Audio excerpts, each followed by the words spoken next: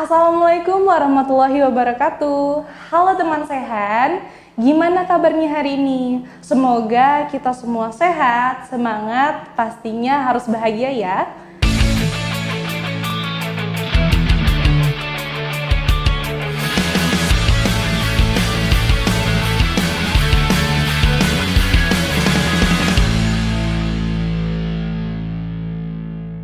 Tahun 2023 tinggal 5 bulan lagi nih. Pasti teman-teman sehat punya dong resolusi apa di tahun ini. Gimana nih, sudah tercapai semua atau belum? Mungkin dari teman-teman sehat ini ada yang punya resolusi di tahun ini mau menikah, atau masuk ke universitas dan fakultas impian, atau bahkan nih teman-teman sehat ada yang punya resolusi mau membangun rumah di tahun ini. Wah, apapun itu resolusinya, Puja doain semoga resolusi kita di tahun ini bisa tercapai semua ya. Punya rumah sendiri, siapa sih yang gak mau punya rumah sendiri sekarang ini? Aku juga mau dong. Nah, teman sehat tahu kan sekarang ini kalau harga rumah itu udah mahal banget. Tapi nih, teman sehat bayangin deh kalau teman sehat bisa punya rumah dengan hasil kerja keras teman sehat, dan untuk desainnya itu teman sehat desain sendiri. Wah, pasti happy banget dong. Tapi nih, kalau teman sehat mau bangun rumah, ada beberapa loh yang harus teman sehat perhatiin. Emang apa aja sih yang harus diperhatiin sebelum kita membangun rumah? Oke nih, aku kasih tipsnya. Yang pertama, teman sehat harus membuat gambar kerja dari rumah yang ingin teman sehat bangun. Untuk gambar kerja yang harus kalian siapin itu sketsa dari arsitekturnya, strukturnya, dan mechanical electrical plumbingnya. Gambar kerja atau sketsa arsitekturnya itu tentang apa sih? Jadi gambarnya itu tentang desain rumah yang mau kalian bangun dan juga untuk memudahkan proses pembangunannya.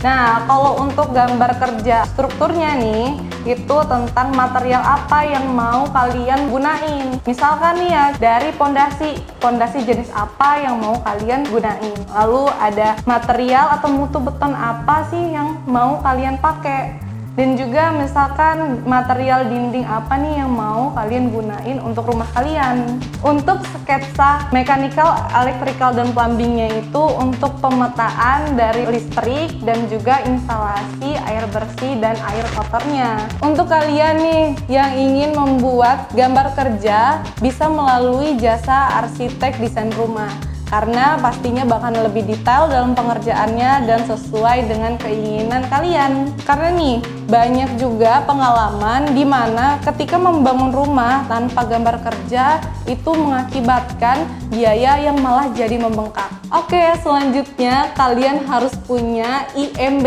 yaitu izin mendirikan bangunan. Nah, IMB kalian ini bisa keluar kalau lahan kalian berada di zona kuning. Karena zona kuning itu lahan yang memang dikhususkan untuk pekarangan. Jadi kalau misalkan nih lahan kalian berada di zona hijau, pastinya IMB-nya nggak akan bisa keluar. Karena zona hijau ini itu dikhususkan untuk lahan pertanian. Jadi kalian harus pastiin banget kalau lahan kalian itu berada di zona kuning ya. Oke, untuk selanjutnya ini hal yang gak kalah penting dengan poin-poin sebelumnya, yaitu pembuatan RAB atau rencana anggaran biaya. Untuk teman sehat nih yang belum terbiasa membuat RAB pasti akan kesulitan, karena RAB ini berisi uraian kegiatan proses pembangunannya dari segi material, upah tukang, bahkan sampai durasi pengerjaannya juga loh. Untuk teman sehat yang belum terbiasa membuat RAB atau masih kesulitan buat RAB, kalian bisa banget untuk mencontoh RAB yang ada di internet. Dan pastiin juga ya kalau budget yang kalian pakai itu nggak ngepres. Ternyata kalian masih kebingungan nih untuk membuat RAB. Ada alternatif lainnya loh, yaitu kalian bisa menggunakan jasa konsultan. Jadi teman sehat bisa tahu pasti nih berapa sih budget yang harus dikeluarin untuk pembangunan rumahnya. Oke, poin selanjutnya adalah kalian harus punya lahannya dulu. Dan kalian harus usahain lahan kalian itu sudah bersertifikat. Jadi nih, untuk teman sehan yang status lahannya masih belum bersertifikat, aku saranin kalau kalian harus urus terlebih dahulu menjadi SHM atau sertifikat hak milik.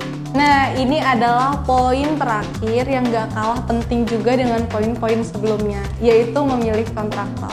Mungkin beberapa dari kalian ada yang membuat rumah tanpa bantuan jasa kontraktor dengan alasan biar bisa menghemat biaya nih. Tapi kalian malah pusing dengan biaya yang membengkak dan kalian ikut repot dengan proses pembangunannya.